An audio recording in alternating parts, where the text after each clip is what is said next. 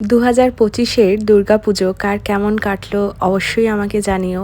আমাদেরও প্যান্ডেল হপিং শুরু হয়েছিল চতুর্থীর রাত থেকে, মানে 12টার পর থেকে। আমরা বেরিয়েছিলাম, ঠাকুরপুকুর এসবি পার্ক দেখেছি, মুদিয়ালি দেখেছি। ওখানে একটা ভীষণ এক্সপিরিয়েন্স হলো, ভীষণ বৃষ্টি, প্যান্ডেলের মধ্যে সকলে গ্যাদারিং করে দাঁড়িয়ে থাকা, সেই সব এক্সপিরিয়েন্স করে বাড়ি ফিরলাম রাত 3:30-টের সময়। তারপরে হঠাৎই ভোর রাত থেকে পেটে অসহ্য যন্ত্রণা, তারপর সকালবেলা ভর্তি হলাম হসপিটালে। তারপরে কিছু টেস্ট, হসপিটালে 2 দিন ভর্তি থাকার পরে সপ্তমীর দিন ফিরলাম বাড়িতে।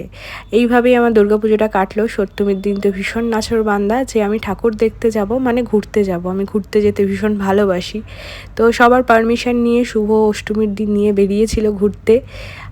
টুকটাক প্যান্ডেল হপিং করে তোমাদের জন্য টুকটাক ভিডিও বানিয়ে, যাতে শুভমী লাইফস্টাইলটাকে মানুষ ভুলে না যায়, সেই জন্য তোমাদের জন্য কিছু ভিডিও ক্লিপ নিলাম। আর দেখতে দেখতে দেখো আজকে নবমীর রাত, মানে আজকে রাত পেরোলেই দশমী পড়ে যাবে। মা সকলের জীবনে আনন্দে ভরে তুলুক, এটাই চাই। এই বছর পুজোটা তো আমি এইভাবেই কাটালাম। আমার পরিবারের মানুষজন আমার জন্য কিছুটা হলেও এবছর পুজো সেইভাবে আনন্দে কাটাতে পারেনি। আশা করছি পরের বছর আমরা সবাই আনন্দে কাটাবো। সবাইকে জানাই শুভ বিজয়ের অনেক অনেক শুভেচ্ছা।